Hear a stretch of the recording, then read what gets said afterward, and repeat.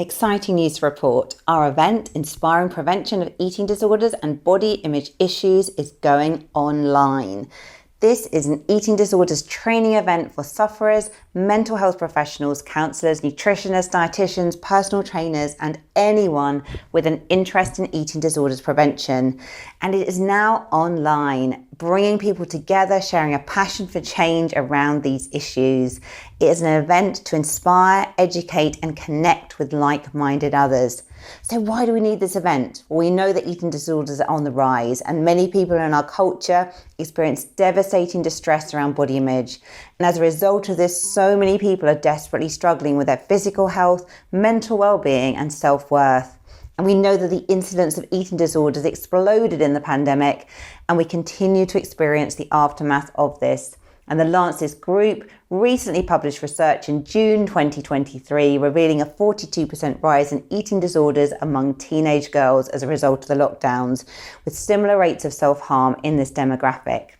We need change at grassroots level. We need to implement change in society, changing the narrative and helping people to find a newfound understanding around relationship with food, psychology, and body image. So be part of this change. We have brought together experts in the field to inspire and educate around prevention of these issues. And it's going to be a one-day event on the 30th of September 2023 online.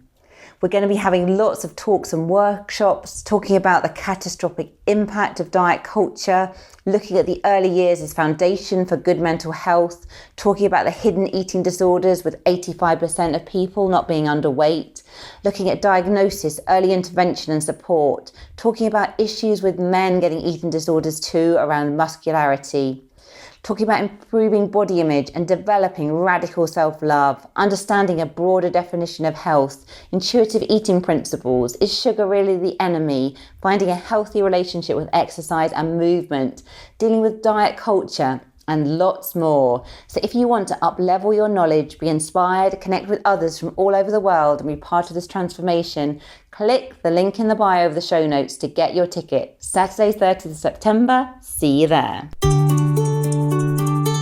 Hello and welcome to the Eating Disorder Therapist podcast. This is a podcast to help you find peace with food and overcome disordered eating.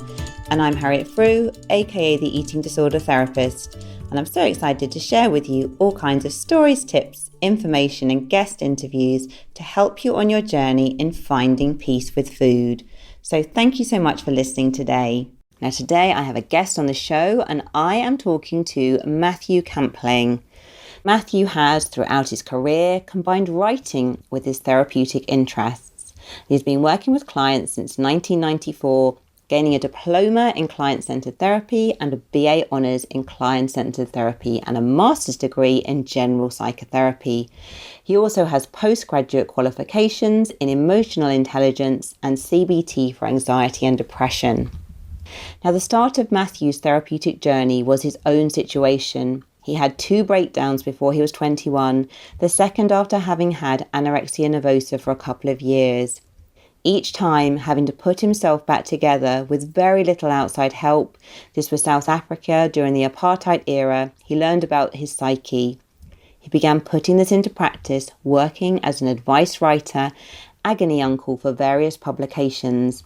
Then he became a therapist, and he's written 3 books on eating disorders, including Diary of a Male Anorexic, a memoir. During lockdown, Matthew published 5 novels on a variety of subjects. He has also produced 11 plays. Recently, he has been a member of the Pink Singers, London's LGBTQ+ community choir. And Matthew returned to work as a therapist 6 months ago, as well as taking up more work with clients with eating disorders and other issues. And he's also working with survivors of historical clerical abuse. So I'm really looking forward to speaking to Matthew today, and particularly to hear more about his own recovery and then the work that he does with his clients in supporting them to overcome eating disorders. So Matthew has a diverse and really sort of interesting background and career, worked on so many creative projects. Really looking forward to the conversation. Going to be so much value here. Let's get to it. Hi, Matthew. Thank you so much for coming on the podcast today. Hi, great to be talking to you. So, Matthew, could I firstly please get you to introduce yourself to the listeners? Yes, certainly. So my name's Matthew Campling. I've been working with clients since 1994, but my involvement with eating disorders began in my childhood. My parents took us from rural Berkshire to South Africa, which was then under the apartheid regime, when I was 8 years old. And although previously I'd been a happy, popular little kid, by a couple of years of living under apartheid, I was eating a lot. I had got overweight. And then, of course, I got bullied because I was overweight. And this continued till I was 16. And I left school with no education. I did a couple of awful jobs that I was awful at. And then my parents scraped together the money to send me back to school to finish my education. And at that point, when I was about 18, I started dieting and exercising, and I lost a lot of weight. I felt excited about feeling in control. The problem was that I couldn't just eat. I could either overeat or undereat. And so by the time I was about 18 and a half, I was starting to be anorexic. And this just got worse. I was trying to combine keeping a job. I had a new job, which was awful. And I realize now that a lot of the reason why it was awful was because I was a very, very thin person. And it just continued till I was about 20 and a half, and I had a breakdown. And as a result of that, I was very, very thin, frightened.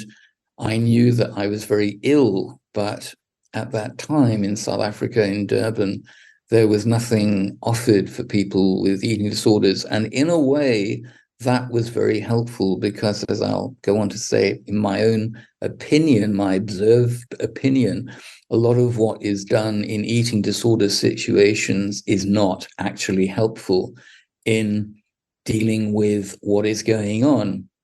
Because in my understanding of what is going on, what has happened is that a dysfunctional defense mechanism, which I call the EDM, the eating disorder mechanism, has engaged. And it's engaged in order to help the individual deal with life. When life is overwhelming, when instead of having a sense of confidence and who you are, there are just big voids, the EDM activates and it fills up those voids with the action of the eating disorder. So, for example, if I was planning to go to a party, I would starve myself for a day because the EDM was saying to me, oh, if you're going to go to a party, there'll be food there. You need to make sure that you don't eat in order to be strong. It doesn't matter what the EDM tells the individual. What it does, the effect that it has, is to create an internal dialogue between the person and the mechanism. So this is all happening on the inside. And so on the outside, you can get concerned parents saying, what's wrong with you? Why aren't you eating? Promise me if you loved me, you'd eat. And on the inside, you've got the mechanism saying, oh no, don't eat, don't eat. That would be a terrible thing to do. So it creates this ongoing battle between what's going on the inside and what's going on the outside, what's observed. And then the poor individual person is caught in the middle, doesn't know how to do it, is trying to get it right in terms of, well, if I don't eat, then somehow I feel better. And on the outside, people are pressuring, bullying them, demanding that they put on weight. And so, just a slight tangent in terms of eating disorder recovery, what I've been horrified by over the years, and particularly when I did the background research for my master's in psychotherapy, which was on my experience of anorexia and what had been helpful in my recovery, when I read through all the academic research, I was appalled by the way in which people on the outside saw bullying and controlling as ways of getting the person to put on the weight.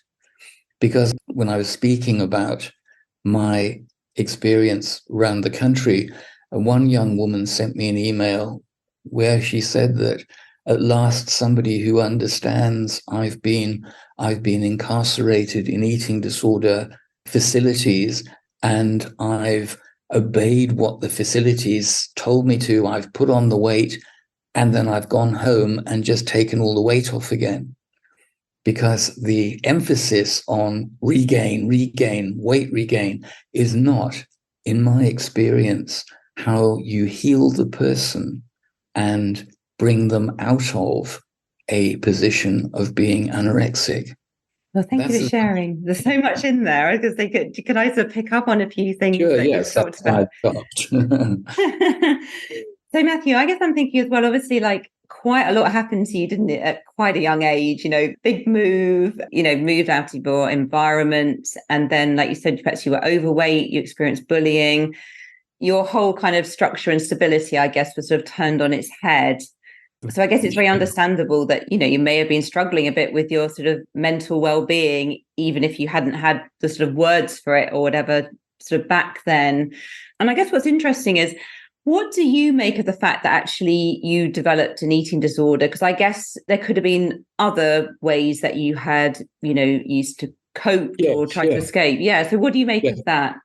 Well, it's very interesting in that only about up to 2% of people will develop a full-blown eating disorder. And one theory that I've read is that it takes 3 generations of malfunctioning family behavior to create a person with an eating disorder. And in my family, you go back 3 generations and there's huge amounts of dysfunctional behavior going on. So there is that it's partly historical. It doesn't just come from nowhere. I also think that people have different ways of responding to the dysfunction in a family. For example, my older brother, who was 2 years older than me, used to lie on his bed all weekend drinking port. He used to hide the port bottles under the bed, and my mother on the Monday, when he'd gone back to work, would remove the empty port bottles, but she never talked to my brother about the situation. It was beyond her, and obviously there was a different way of responding to this sense of the voids. For me, I liked food. I liked particularly sugar and chocolate, and it was something immediate. Whereas I've never been somebody who's been particularly focused on alcohol. And since when I turned 50, I started getting migraines from drinking. I just stopped drinking. So since then, I've never drunk. And so it's a different, what it is among the individuals. My younger brother appeared to react to the family dysfunction by becoming a complete little shit, if I can use that expression. He became very South African, everything from anti-Semitic to racist, homophobic, everything that. So that in its own way could be seen as a way of responding to the sense of dysfunction in the family. And my sister, who was 9 years younger than me, she responded by running away from about the age of 16. And I had to once go and get her out of the flat, beg her to come home. There was all kinds of stuff going on there. So all of these were different ways of responding to a dysfunction. So interesting. And I think what's incredible, like when you're talking about families with 3 generations of like trauma, dysfunction or whatever, I mean, I think probably most families, isn't it really? Considering, just how much support there has been in the past for like kind of mental health, and the sort of thinking particularly in like the UK, like the sort of stiff upper lip and not talking about feelings. And, don't you think most people listening are going to think, I probably got 3 generations there?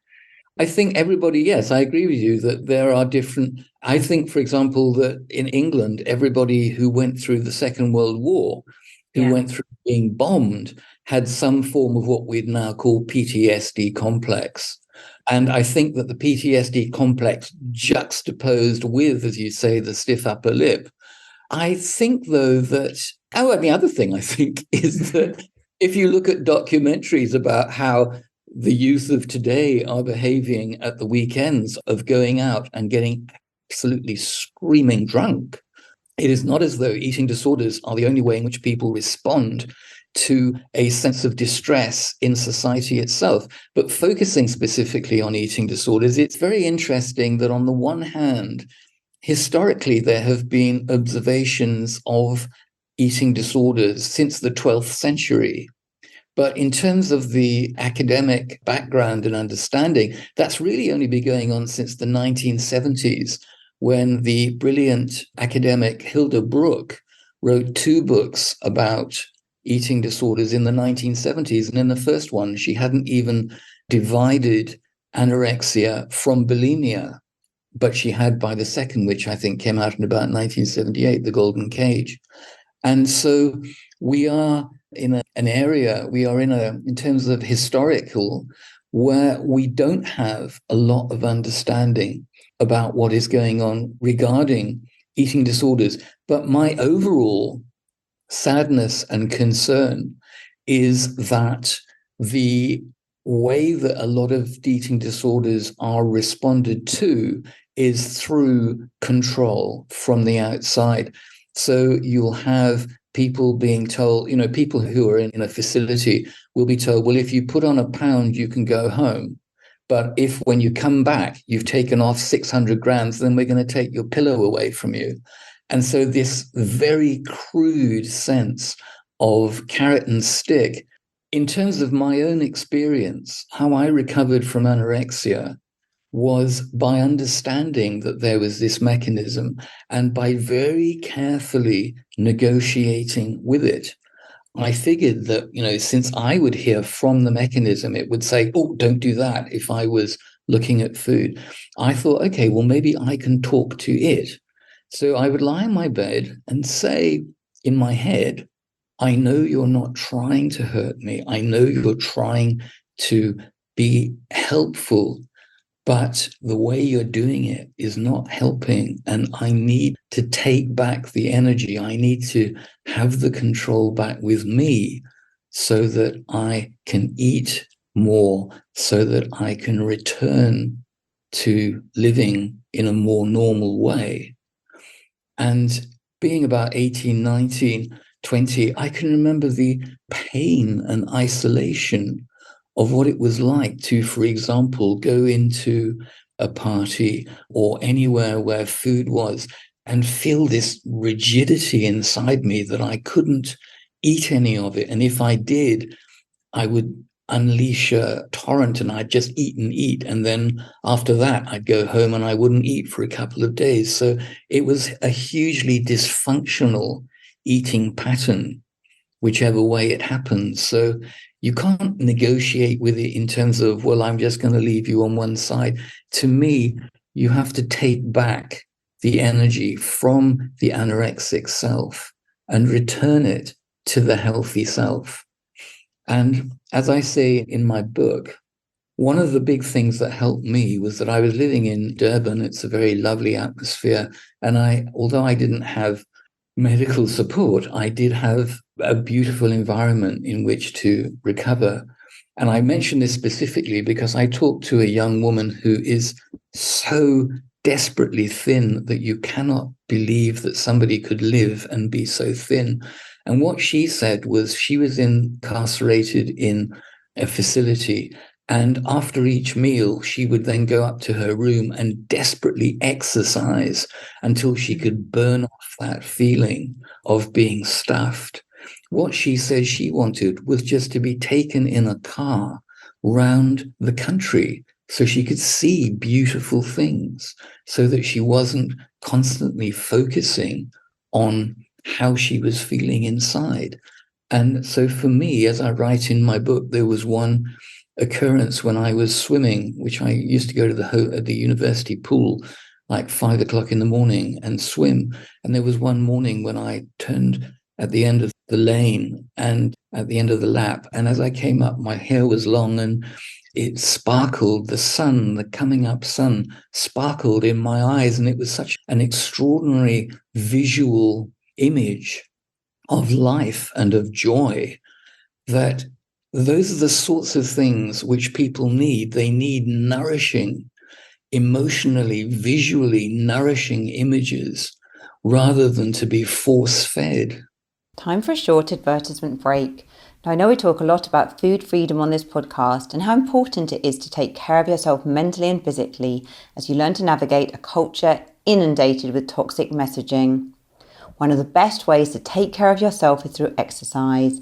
But I know it can be really hard to find an exercise program that isn't rooted in these toxic messages and doesn't feel triggering. Well, I recently met Katie, the owner of an amazing new exercise company called WeShape. And WeShape doesn't focus on calorie counting, tracking, how much you work out, or making you feel bad about your body to get you motivated. Instead, they create a customized exercise routine for you that helps you connect with and care for your body rather than feeling pressure to change it. They help you learn to set intentions that come from a place of self-care rather than self-judgment, and they support you every step of the way with an amazing community and live coaching so you can make exercise a self-care practice that helps you feel better in your body and about your body. Plus, they're giving listeners of the show the chance to try it out for 2 full weeks for free. Just head on over to www.weshape.com/freedom or check out the link in the show notes to get started today. Yeah, no, so interesting. I'm so with you actually about the whole not controlling people, because I think it's so important, isn't it, in recovery to step into that place yourself where you feel that you are finding your voice and you are making that choice from an empowered place. And I think, thankfully, I think services for eating disorder recovery have improved significantly. I mean, I'm even thinking about sort of like the mantra program for anorexia. It talks a lot about the kind of healthy, flourishing self, and also using like the Maudsley animal model, where I don't know if that's something you've come across in your work, but it's a lovely kind of metaphor where, clinicians and parents, etc., are encouraged to like not be the rhino who sort of tells someone what to do, not to be the jellyfish who gets really kind of anxious and overly emotional, not to be the ostrich who ignores the problem, but to sort of be the dolphin who swims alongside, who listens, who asks open questions, who validates, who really shows the person who's suffering a lot of empathy and understanding. Well, that sounds lovely. That sounds true. I mean, I think it's so refreshing, isn't it? Because I think, as you're sort of talking about as well, talking about the lady you're talking about is extremely thin. I think it is, and it has been many people's experience where they've have felt absolutely over-controlled. And actually, it's probably strengthened the eating disorder more, hasn't it? Because of someone who's felt they're in a corner almost. Yes, because if you think of the disorder as being a defense mechanism, then the more it's attacked from the outside, the more energy will be taken from the healthy self into the anorexic self in order to defend the person. So absolutely, the concept of the dolphin is so much more nourishing than anything. There were a couple of documentaries a few years back where these people working in facilities would talk about how they were determined to break the will of the people with eating disorders. And I heard of one place where they would deliberately go and get the anorexic patients in the middle of the night and bring them to the facility. And the people already in the facility would lie awake thinking, oh yeah, there's another one, because they could hear them screaming with fear, screaming with the unknown. And for God's sake, what sort of thing are you doing to these people with anorexia? I can remember when I had anorexia asking a shopkeeper something, and his response was to absolutely scrunch up his face with anger. And I think that people do get angry, they get afraid by people with anorexia, and then they attempt to take over control and force the people with anorexia to put on weight. And that whole thing, for example, by the way, in terms of weight, when I was anorexic, I used to weigh myself every day, and it was the highlight of the day. and I would hope that I had lost another little bit of weight. So that's giving a pair of bathroom scales a huge amount of power. Now, when I realized that I was very ill and I was able to start recovery, I never weighed myself again. I didn't want to know what I weighed. I wanted to become more aware of myself through how I could feel myself coming back into life. But I have read how in these facility places, they run everything by the weight. You lose 600 grams, they punish you. You put on 600 grams, you get whatever. So in other words, they are obsessed. They are obsessed with the weight in a similar way to the way that I was obsessed with weight when I had the illness. Yeah, I know, it's so interesting, isn't it? It's just repeating that pattern of over control, where I guess the person is already over controlling themselves and probably had some over control pre the illness. And it's just a big kind of exacerbation of everything, isn't it? All coming together.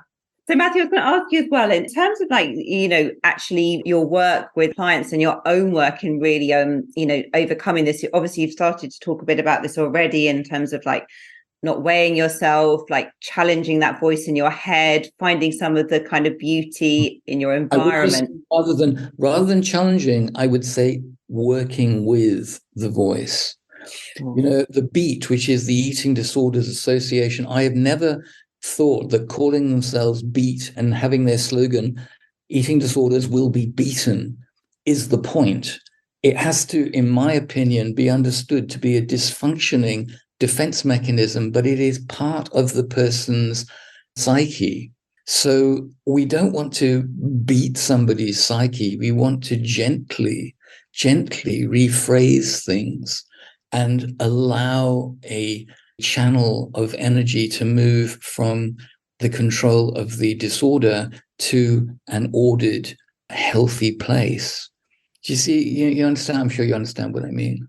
Yeah, no, it makes a lot of sense, actually. Yeah, because of, I guess just when one says the word challenging or beat this, already it's coming with that kind of forceful energy, isn't it? And we're not wanting to do that. You're kind of, you're wanting to sort of gently and compassionately and with curiosity, I guess, explore, aren't you? And it takes all the resistance out of the process, or a lot of the resistance.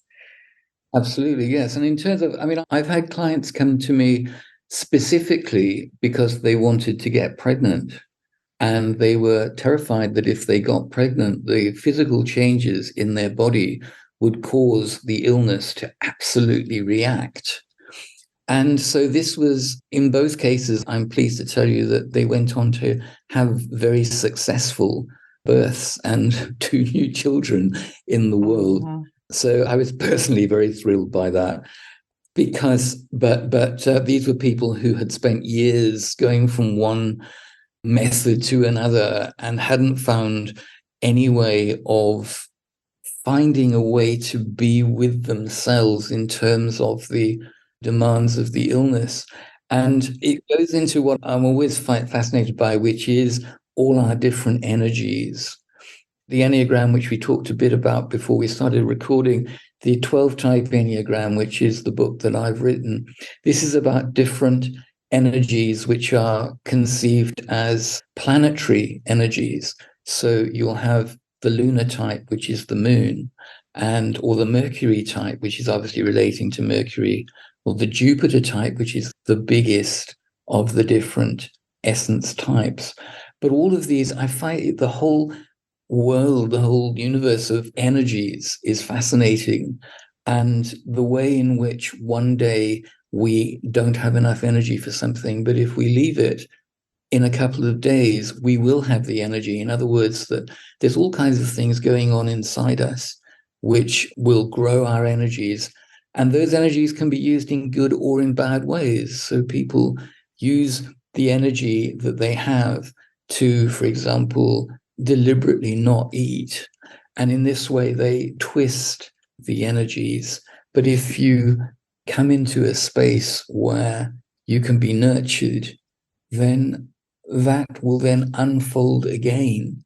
And I'll say to people in counseling and therapy that if you start to trust what is going on inside you rather than trying to control it, it will start to do its work. It will start to, sometimes clients say to me, I don't know why it's changed, but I'm aware that I now have more choice over what I do. I have more options. I'm more aware of things because we don't have to have everything in our control. We can trust, we can allow what in terms of the Gurdjieff work is called intuitive system. Because, for example, if we've got a headache, we don't have to open a hole in our head and stick the tablet in there. We take it through our mouth and our body knows where to put that new input. And so with eating disorders as well, when we're recovering from the fear and the distress of an eating disorder, we principally need to find ways of letting our intuitive system help us so that rather than fighting ourselves, it's doing its proper job. Yeah, no, it makes so much sense, doesn't it? Sort of like being able to sort of go within and not trying to control as well what's going on within. But I really like the way you're describing it, actually sort of developing that intuitive system. Because I know what I find with so many of my clients is that they have just lost so much of that. They've looked outside externally to the world, I guess, for whether they're good enough. You know, their worth is often very conditional. And I think that's been exacerbated even more, hasn't it, with the kind of social media world that we live in, where there's so much opportunity to compare yourself, isn't there, every moment of the day. And I think I find with many of my clients, in a way, they've just completely sort of lost touch almost with that intuitive system and perhaps just have no sense of what it really means to go within because of it's just become such a norm in a way to look externally for that kind of validation or control or whatever. Yeah, and also people are frightened by what they see when they look inside. And so they distract themselves, and the mechanism also distracts them. But my experience, my overall experience from my own illness was that the best way to recover is to become a friend of yourself, to be able to trust yourself. And I've also thought about how, you know, we see the whole world, we see the whole of life through our senses, through our emotions and through our mind. And so that is what we fundamentally have to be in accord with, rather than being concerned with who's got the new handbag or who's got the new shoes. And those are all symbols of how we have lost our way, how we have lost our sense of what is nourishing, what is important, what is worthwhile. And recovering from an eating disorder can also be a way of learning a huge amount about life itself. And so through that, even if there are several years lost to the eating disorder, if you can come out on the other side, you will come out with true wisdom. And that wisdom will just grow and continue to inform how you work and what you experience in life.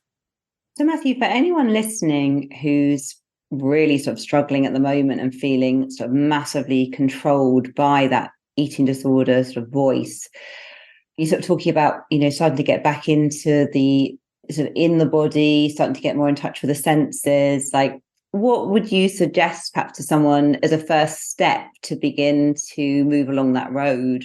Well, in my own experience, I didn't have therapy. I made little experiments with myself to begin to understand what had gone wrong and to start to look at how I could reverse that. I do also think that having the right sort of therapy input is obviously hugely important and helpful. So if people have access to the right kind of therapeutic support, they can then benefit from what the therapist has learnt. Otherwise, I used to write messages to myself. I used to write things like, eat, sleep, relax, don't worry. and I'd put them inside my cupboard door and I dated them. So when I had the same idea, I would see that previously, a couple of weeks ago, I'd thought, oh, right, eat, sleep, relax. And in this way, on my own, being my own therapist, I created a dyadic relationship between myself in terms of my mind and my psyche. This was the dyadic way in which I was able to reduce the demands coming from the anorexic self. And when you talk about the voice, when I work with clients, I say, right, what you've just said has come from the anorexic voice, because we assume that everything we say comes from a good place. But when you have an illness, some of those, it's coming from the anorexia itself. And so by one of the big ways in which I work with clients is to make people aware of the different voices that are going on both inside them and also what they're saying.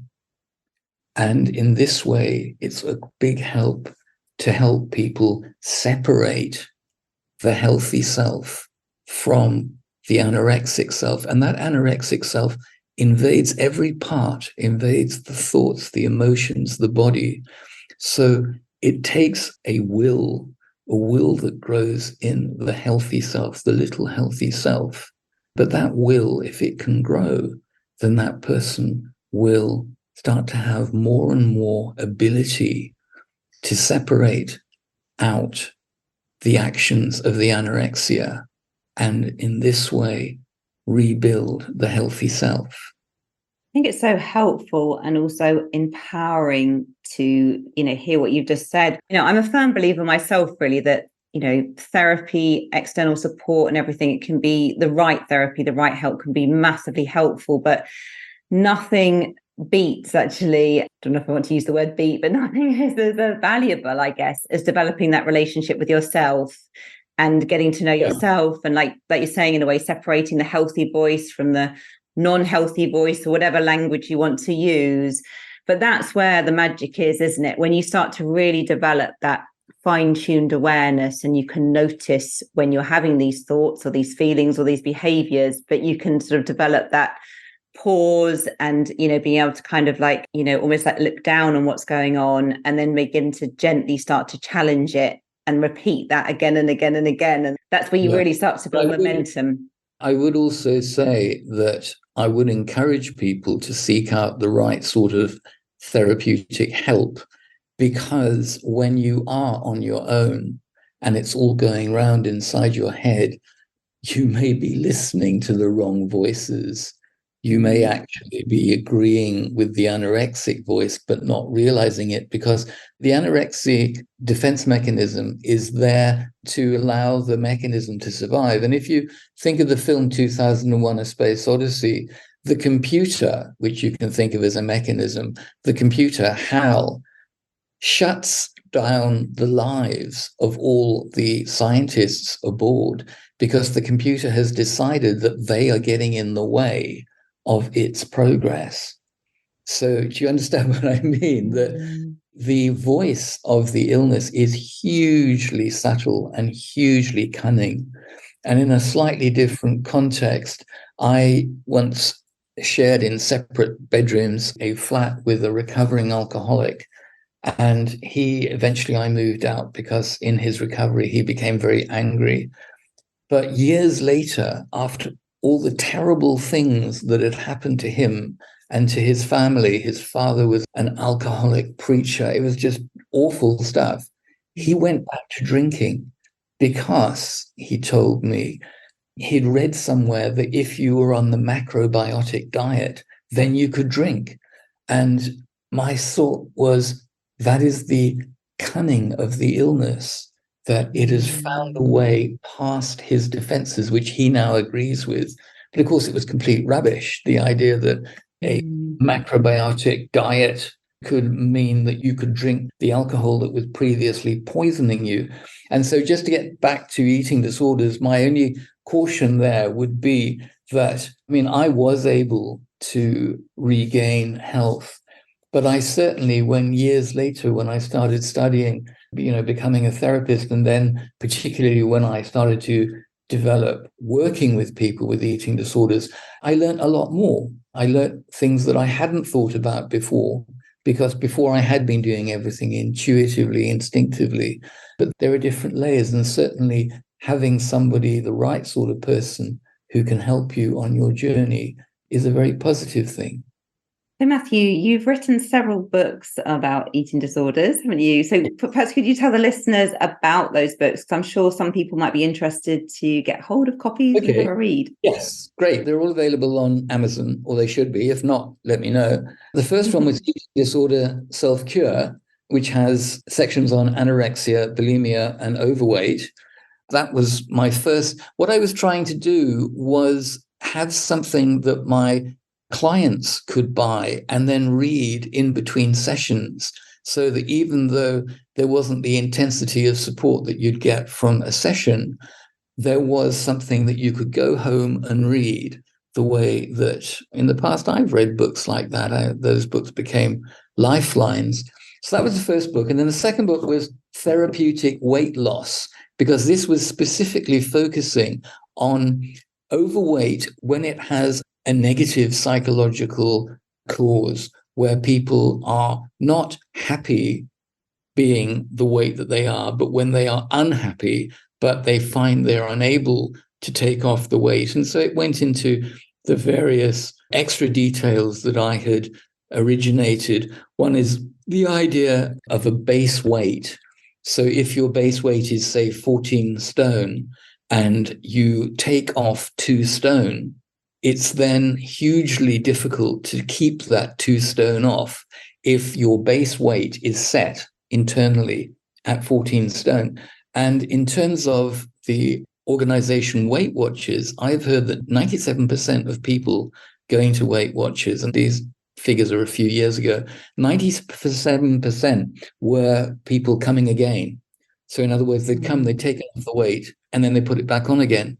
That was one of the things that I've covered in the second book, Therapeutic Weight Loss. The third book, which I wrote in lockdown, is Diary of a Male Anorexic, which is my story. And previously I had written about myself, particularly when I wrote my master's dissertation on my experience of anorexia and what had been helpful in my recovery. But that has obviously been written from an academic point of view. And in this diary, I imagined going through the days in terms of the way in which, when you start having an eating disorder, you don't go, hey, I've got an eating disorder. It's a gradual process. You're not aware of it. And you can have very exciting moments, like when your trousers fit properly, or when you just find out that other people can eat, but you don't have to. And all of these seem to be good at the beginning, but what happens is it starts to go downhill. So in the diary, the first part is talking about my becoming anorexic, which finishes with my breakdown when I was 20 and a half. And then the second part is about my recovery, what was valuable, and the different experiences that I had that helped to move me forward in the right way. And the third section comes from the work that I've done studying the eating disorders world. That's about various theories and also my theories. And then the fourth and fifth part. So this book is when I was in South Africa during the apartheid era in the 1970s and up to the mid-80s. And South Africa under apartheid was a very crazy place, a very mad place. And so I've written, the last two parts are just the various things that happened day by day in South Africa, and also my own coming out as a gay man and how I was then impacted by living under apartheid. And so that's so it's subtitled A Memoir of Illness, Recovery, Apartheid, Family, and Life After Recovery. And it finishes in 1986 with my leaving South Africa, with my life there in ruins, in shreds. My parents were getting divorced. My mother was in and out of a mental ward. And South Africa was going through the beginning of the breakdown of apartheid in what was called the state of emergency. And so all of this was going on. And anyway, I came back to England with nothing. So this book finishes with me arriving at Dover with just my 2 suitcases and a great sense of my life there is over and what is going to happen now that I'm in England. Oh, thank you for sharing. I mean, I'm sure a lot of the listeners are going to be very intrigued and interested, to find out more, because I think it's a lot of wisdom shared. That's good. And I have got some spaces available for people if they're interested in talking to me either face to face. I live in North London, or obviously on Zoom. So I don't know, should I give my email address or? Yes, so sure. That was my next question, actually. Like, how can people get in touch with you, either to sort of follow up on the podcast, or yes, if you, to maybe work with you as well? Right. So on Counselling Directory, I do have a page which gives information. So that's on Counselling Directory. But also my email is campling.m@gmail.com. Brilliant. So I should make sure that goes in the show notes, Matthew, so, people can get in touch if they want to. So thank you. Great. Well, thank you for this opportunity. I've enjoyed it. Yeah, well, thank you so much. Just really appreciate you coming on today and sharing. And I think just so much value for the listeners. So really appreciate it. Thank you. Terrific. Bye. So I hope you enjoyed this conversation just as much as I did. Do go and check out all of Matthew's details in the show notes. If you're not following me already, you might want to seek me out on Instagram at the Eating Disorder Therapist _. And for further support with your relationship with food, do go to the eatingdisordertherapist.co.uk. You might want to join my bite-sized eating disorder therapy, only £5 a month, and additional access to podcast and video content. And you can try it first for a week for free if you want to test it out. You might also want to join our transformative, inspirational event, Saturday the 30th of September 2023, Inspiring Prevention of Eating Disorders and Body Image Issues. It's online now. There are going to be 13 different professionals coming together, giving talks and workshops all about eating disorders prevention. It's going to be really a day you don't want to miss. So do go check out the link in the show notes if you want more information. If you enjoy this podcast, I'd be so grateful if you'd follow, rate and review, as it helps it reach so many more listeners. Thank you so much for listening today, and I look forward to sharing another podcast episode with you very soon.